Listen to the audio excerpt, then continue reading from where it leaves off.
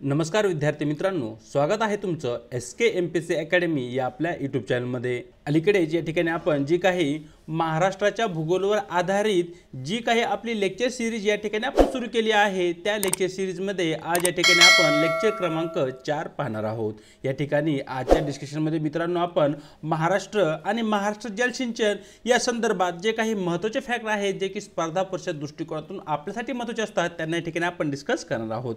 चला तर जी काही आजचे आपले डिस्कशन आहे त्या ठिकाणी आता आपण सुरुवात करूया। मित्रांनो, या ठिकाणी महाराष्ट्र किंवा महाराष्ट्र जलसिंचन या संदर्भात चर्चा करत असताना जलसिंचनामध्ये सर्वाधिक वाटा असतो तो म्हणजे भूजलाचा। तर महाराष्ट्रामध्ये अंदाजित जे काही स्थूल भूजल साठा आहे तो 32.96 अब्ज घनमीटर असलेला या ठिकाणी आपल्याला दिसतो। तलावांचा जिल्हा म्हणून विदर्भातील भंडारा जिल्हा प्रसिद्ध आहे। या जिल्ह्यातील ऊस आणि जे काही भाताचं पीक आहे या पिकांना तलावाद्वारे सिंचित केले जाते, हे तुम्हाला या ठिकाणी माहिती असणं गरजेचं आहे। विहीर सिंचन हा जो सिंचनाचा एक प्रकार आहे तो स्वतंत्र आणि एक वैयक्तिक सिंचनाचा प्रकार आहे। याचे प्रमाण आपल्या महाराष्ट्रामध्ये इतर सिंचन प्रकाराशी तुलना करता सर्वाधिक असलेला आपल्याला दिसते। हा या ठिकाणी आपल्यासाठी सर्वाधिक महत्त्वाचा पॉइंट आहे, जो की तुम्हाला या ठिकाणी नोट डाऊन करून घ्यायचा आहे। आपल्या राज्यामध्ये मोठ्या प्रमाणावर धरणांची संख्या आहे। या ठिकाणी जी धरणे आहेत त्यांचे 3 प्रकारामध्ये विभागणी करण्यात आली आहे। एक आहे मोठ्या आकाराची धरणे, ज्यांची की संख्या मित्रांनो या ठिकाणी 141 असलेली दिसते। नंबर 2 वरती या ठिकाणी आपल्याला मध्यम आकाराची धरणे दिसतात, ज्यांची संख्या 258 असलेली दिसते। आणि नंबर 3 वर या ठिकाणी लहान आकाराची धरणे आपल्याला दिसतात, ज्यांची की संख्या या ठिकाणी 2868 असलेली आपल्याला दिसते। जर एकूण धरणाची संख्या लहान, मोठ्या, मध्यम यांची जर आपण पाहितली तर ती या ठिकाणी आपल्याला 3267 असलेली दिसते।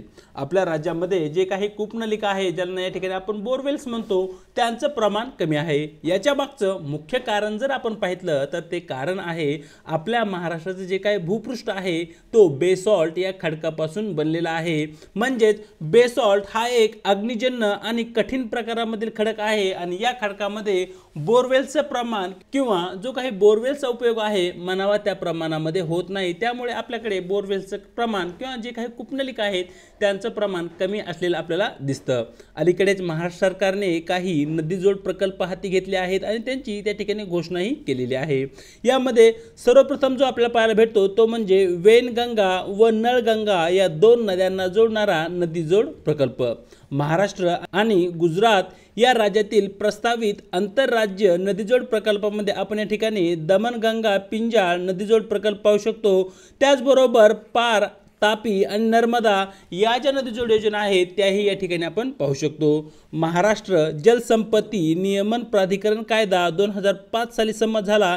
या कायद्याविषयी तुम्हाला माहिती असणं आवश्यक आहे। या कायद्याच्या अंतर्गत महाराष्ट्रामधील जी काही जलसंपत्ती आहे त्याचं नियमन कशा प्रकारे केलं जावं या संदर्भात एकूण माहिती या कायद्यामध्ये दिलेली आपल्याला आहे। तो कायदा या ठिकाणी आपल्यासाठी महत्त्वाचा आहे। पुढे मित्रांनो, या ठिकाणी आपण महाराष्ट्र सिंचन हा जो प्रकार आहे तो प्रकार पाहत असताना आपल्याकडे कोणकोणत्या प्रकारचे सिंचन केले जातं आणि त्यांचं प्रमाण कशा प्रकारे आहे हे या ठिकाणी आपल्याला समजून घेणं गरजेचं आहे। सर्वप्रथम मित्रांनो, या ठिकाणी आपण पाहणार आहोत सिंचन साधने आणि त्याचे जे काही क्षेत्र आहे, प्रदेश आहे, कोणत्या प्रदेशामध्ये ते सिंचनाचा प्रकार प्रसिद्ध आहे हे या ठिकाणी आपण पाहणार आहोत। सर्वप्रथम नंबर 1 ला या ठिकाणी आपण विहीर जलसिंचनाचा प्रकार घेणार आहोत, ज्याचं की सर्वाधिक प्रमाण अहमदनगर या जिल्ह्यामध्ये असलेलं आपल्याला दिसतं। हा पॉईंट या ठिकाणी आपल्यासाठी महत्त्वाचा आहे।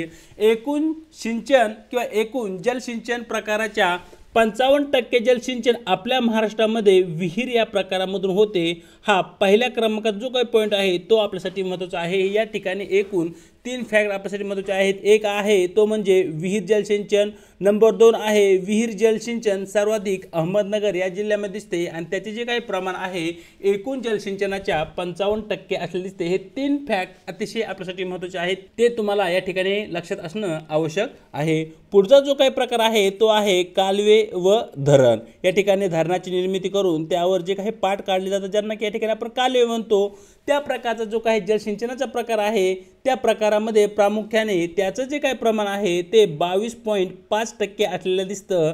आणि या ठिकाणी नद्यावर धरणे बांधून कालव्याद्वारे या ठिकाणी या प्रकारामध्ये शेतीसाठी जलसिंचनाची व्यवस्था केली जाते। पुढचा प्रकार आहे तलाव। जो काही पूर्व विदर्भ आहे, पूर्व विदर्भामध्ये वेनगंगा नदीचे जे काही खोरे आहे, या खोऱ्यातील भंडारा, चंद्रपूर, गडचिरोली, गोंदिया या जिल्ह्यांना तलावाचे जिल्हे म्हणून ओळखले जाते आणि या ठिकाणी जे काही जलसिंचन आहे तो प्रामुख्याने याच तलावामधून केले जाते। महाराष्ट्रातील जलसिंचनाचे जे काही प्रमाण आहे ते या ठिकाणी 14.5% असलेले दिसतं आणि नंतर शेवटी आहे आपल्याकडे उपसा जलसिंचन, म्हणजे त्या ठिकाणी मोटरच्या माध्यमातून जे काही पाणी उपसा केलं जातं त्या प्रकारचं जे काही जलसिंचन आहे त्याला या ठिकाणी आपण उपसा जलसिंचन म्हणतो। त्याचे प्रमाण 8% आसपास असलेलं आपल्याला दिसतं। पुढे जर आपण पाहिलं पुढच्या टेबलमध्ये आपल्याला या ठिकाणी पाटबंधारे मंडळ त्याचं मुख्यालय कोठे आहे आणि त्याची स्थापना वर्ष यांची या ठिकाणी आपल्याला चर्चा करावी लागणार आहे। सर्वप्रथम नंबर 1 ला आहे कृष्णा खोरे विकास महामंडळ, ज्याचे की मुख्यालय पुणे या जिल्ह्यात असून स्थापना 1996 साली झालेली आपल्याला दिसते आणि सर्वप्रथम स्थापना झालेले हे पहिल्या क्रमांकाचे मंडळ असल्या कारणाने आपल्यासाठी ते महत्त्वाचे आहे। विदर्भ पाटबंधारे विकास महामंडळ, ज्याचे की मुख्यालय नागपूर महाराष्ट्राची उपराजधानी या ठिकाणी आहे आणि याची स्थापना 1997 साली झालेली आहे। नंबर 3 वर आहे तापी पाटबंधारे विकास महामंडळ, ज्याचे मुख्यालय जळगाव जिल्ह्यामध्ये असून त्याचीही स्थापना 1997 या साली झालेली आहे। कोकण पाटबंधारे विकास महामंडळ मुख्यालय मुंबई या ठिकाणी आहे, स्थापना 1997 ला आहे आणि शेवटी आपल्याकडे आहे गोदावरी मराठवाडा पाटबंधारे विकास महामंडळ, ज्याचं मुख्यालय आपल्याला छत्रपती संभाजीनगर या ठिकाणी दिसते आणि याची स्थापना 1998 साली झालेली आहे। तर मित्रांनो या ठिकाणी 1997 साली एकूण 3 महामंडळाची या ठिकाणी स्थापना झाली आहे, ज्यामध्ये एक आहे विदर्भ, दुसरा आहे तापी आणि नंबर 3 वर या ठिकाणी आपण कोकण पाहू शकतो। हे जे महत्त्वाचे पॉईंट आहेत ते या ठिकाणी आपल्याला माहिती असणं आवश्यक आहे, ते पॉईंट तुम्हाला तुमच्या नोटबुकमध्ये नोट डाऊन करून घ्यायचे आहेत। पुढे या ठिकाणी आपण मित्रांनो महाराष्ट्रामधील जे काही प्रमुख नद्या आहेत आणि त्या नद्यावर कोणती प्रमुख धरणे आहेत यांचा या ठिकाणी अभ्यास करणार आहोत। सर्वप्रथम नंबर 1 ला या ठिकाणी आपण जायकवाडी धरणाचा अभ्यास करणार आहोत। जायकवाडी धरण हे आपल्याकडे आपल्या महाराष्ट्रामध्ये क्रमांक 3 चे सर्वाधिक मोठे धरण असलेले आपल्याला दिसते, ज्याची की पाणी क्षमता 102 TMC असलेली दिसते। जायकवाडी धरणाची निर्मिती गोदावरी या नदीवर करण्यात आली आहे आणि छत्रपती संभाजीनगर या जिल्ह्यामध्ये ते धरण आपल्याला दिसते। पुढचे धरण आहे भाटघर, ज्याला या ठिकाणी आपण लॉयड धरण याही नावाने ओळखतो। वेळवंडी नीरा या नदीवर या धरणाची निर्मिती करण्यात आली असून पुणे जिल्ह्यामध्ये ते स्थित आहे। भंडारदरा, ज्याला की या ठिकाणी विल्सन सागर याही नावाने ओळखतात, भंडारदरा या धरणाची निर्मिती प्रवरा नदीवर करण्यात आली असून अहमदनगर जिल्ह्यामध्ये ते प्रामुख्याने आपल्याला आढळते। गंगापूर धरण, जे की गोदावरी दक्षिणेची गंगा म्हणून ओळखल्या जाणाऱ्या या नदीवर करण्यात आले आहे, जे की नाशिक या जिल्ह्यामध्ये आहे।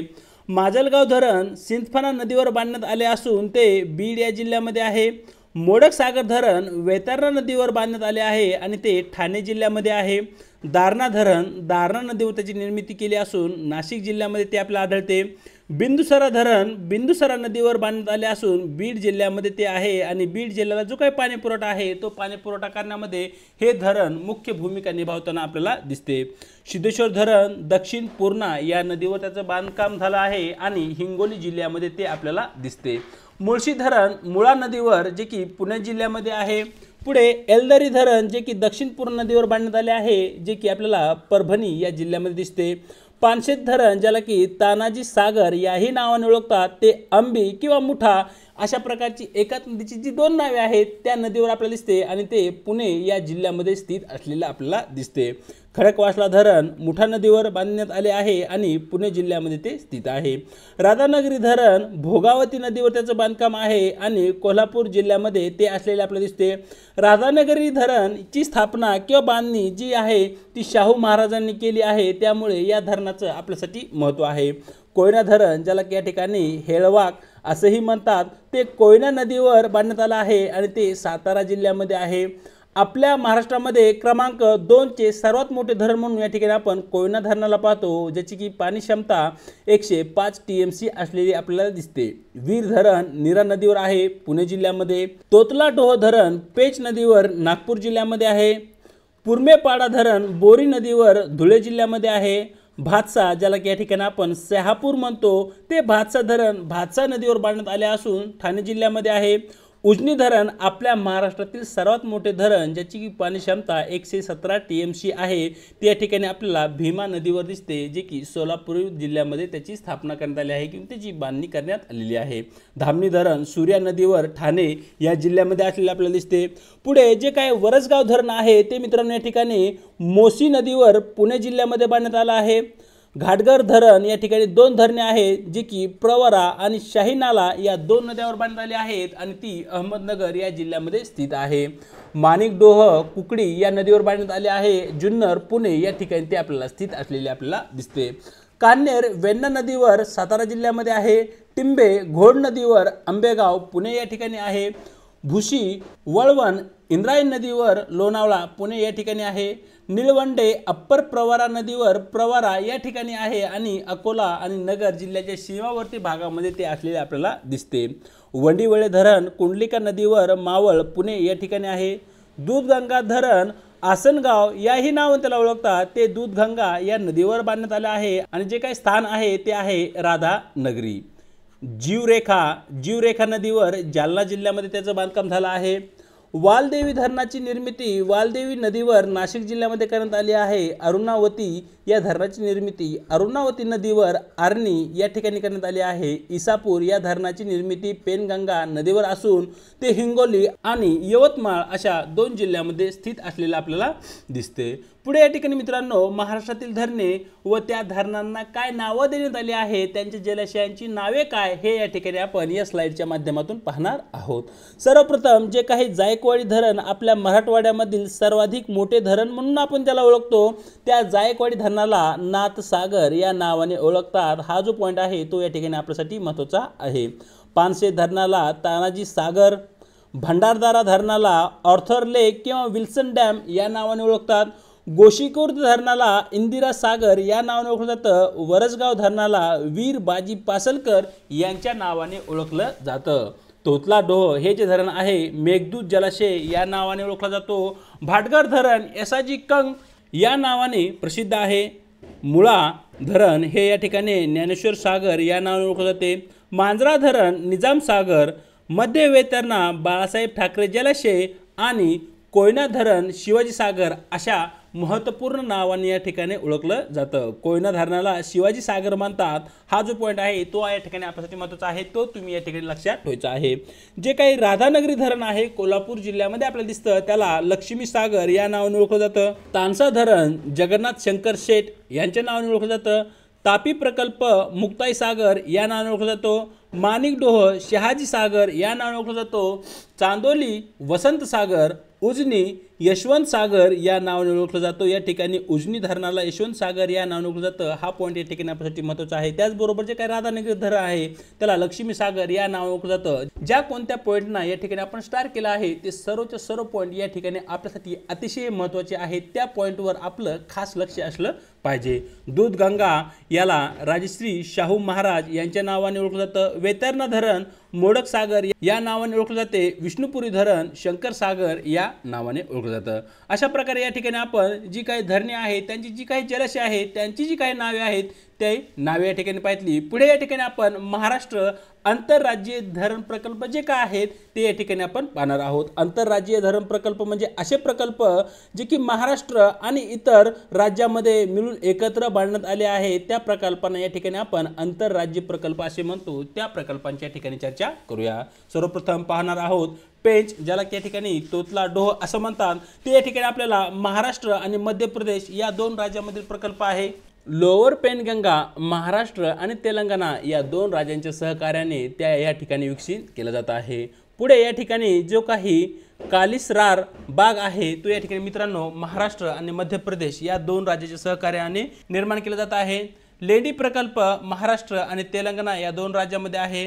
बावनथडी, ज्याला की या ठिकाणी आपण राजीव सागर या नावाने ओळखतो, तो महाराष्ट्र आणि मध्य प्रदेश या 2 राज्यांमधील प्रकल्प आहे। तिलारी महाराष्ट्र गोवा, दूधगंगा महाराष्ट्र कर्नाटक, सरदार सरोवर, ज्याला की या ठिकाणी आपण नर्मदा सागर याही नावाने ओळखतो, तो मित्रांनो या ठिकाणी एकूण 4 राज्यांमध्ये प्रस्थापित असलेला दिसतो, ज्यामध्ये नंबर 1 ला महाराष्ट्र पाहू शकतो, नंबर 2 गुजरात, नंबर 3 मध्य प्रदेश आणि नंबर 4ला तुम्ही या ठिकाणी राजस्थान राज्य पाहू शकताय। आपल्या महाराष्ट्रामध्ये जे काही प्रमुख तलाव आहेत, कोणत्या जिल्ह्यामध्ये कोणता तलाव आहे याचीही या ठिकाणी आपण लिस्ट पाहणार आहोत। त्यामध्ये मुंबई या जिल्ह्यामध्ये पवई नावाचा तलाव आपल्याला दिसतो। नागपूर या जिल्ह्यामध्ये प्रमुख 2 तलाव आहे, ज्यामध्ये एक आहे अंबाझरी आणि दुसरा आहे रामसागर। भंडारा या जिल्ह्यामध्ये अनेक तलाव आहे, ज्यामध्ये एक महत्त्वपूर्ण आहे तो म्हणजे शिवनी तलाव। अहमदनगर जिल्ह्यामध्ये विसापूरचा तलाव प्रसिद्ध आहे। कोल्हापूरचा रंकाळा तलाव प्रसिद्ध आहे आणि बुलढाणा जिल्ह्यामधील जे काही लोणार सरोवर आहे, लोणार तलाव आहे, तो या ठिकाणी जगप्रसिद्ध असलेला आपल्याला दिसतो। लोणार सरोवरचं वैशिष्ट्य काय हे तुम्ही मला कमेंट बॉक्समध्ये सांगायचं आहे। चंद्रपूर जिल्ह्यामध्ये ताडोबा, आसोलमंठा, घोडझरी, बासेनीर अशा प्रकारचे महत्त्वपूर्ण तलाव या ठिकाणी आपल्याला दिसतात। ठाणे या जिल्ह्यामध्ये तानसा, मासुंदा आणि भातसा ही प्रमुख तलावे या ठिकाणी आपल्याला दिसतात। पुणे या जिल्ह्यामध्ये जर आपण पाहिलं तर पुणे जिल्ह्यामध्ये प्रामुख्याने मित्रांनो आपल्याला आंध्रलेक, पुणे, सिरसुपळा, बारामती या ठिकाणी आहे। शेटफळ, हवेली, इंदापूर या ठिकाणी आहे। वरवंडा, कासुडी, मोटाबा हे जे तलाव आहे ते दौंड या भागामध्ये असलेले आपल्याला दिसतात। गोंदिया, ज्याला की या ठिकाणी तलावाचा जिल्हा म्हणून ओळखला जातो, या जिल्ह्यामध्ये अनेक तलाव आहेत, ज्यामध्ये या ठिकाणी आपण वाघेडा पाहू शकतो। सोरना, बोदलकसा, चांदपूर, चोरखमरा, खेबरबांडा, मानगड, चुलबंद, बोथाली, खळबंद आणि नवेगाव हे प्रमुख तलाव या ठिकाणी आपण पाहू शकतो। तर अशा प्रकारे मित्रांनो महाराष्ट्र आणि जलसिंचन हा जो टॉपिक आहे तो टॉपिक पाहत असताना जे काही पॉईंट स्पर्धा परीक्षा दृष्टिकोनातून आपल्यासाठी महत्त्वाचे होते ते सर्व पॉईंट या ठिकाणी आपण इन डिटेलमध्ये स्पर्धा परीक्षा दृष्टिकोनातून डिस्कस केलेला आहे। व्हिडिओ आवडला तर व्हिडिओला नक्की लाईक करा, त्याचबरोबर आपल्या मित्रांसोबत शेअर करा आणि आपल्या लेक्चर सिरीजविषयी तुम्हाला काय वाटतं हे कमेंट बॉक्समध्ये निश्चित कळवा। चॅनलवरती जर नवीन असाल, पहिल्यांदा असाल तर चॅनलला एकदा अवश्य सबस्क्राईब करून घ्या आणि त्याचबरोबर व्हिडिओच्या डिस्क्रिप्शन बॉक्समध्ये देण्यात आलेली आपल्या टेलिग्राम चॅनलची जी काही लिंक आहे त्या ठिकाणी तुम्हाला आपले टेलिग्राम चॅनलसुद्धा जॉईन करायचे आहे, ज्याच्या माध्यमातून आपल्या प्रत्येक व्हिडिओच्या लिंक्स त्याचबरोबर स्पर्धा परीक्षेसंदर्भात महत्त्वपूर्ण ज्या काही अपडेट आहेत त्या तुम्हाला या ठिकाणी भेटून जातील आणि येणाऱ्या काळामध्ये जी काही आपली डिस्कशन आहे त्याची PDF फाईल ही तुम्हाला त्या ठिकाणी अवेलेबल होऊन जाईल। आज इथेच थांबत आहोत, भेटूया एका नवीन व्हिडिओसोबत।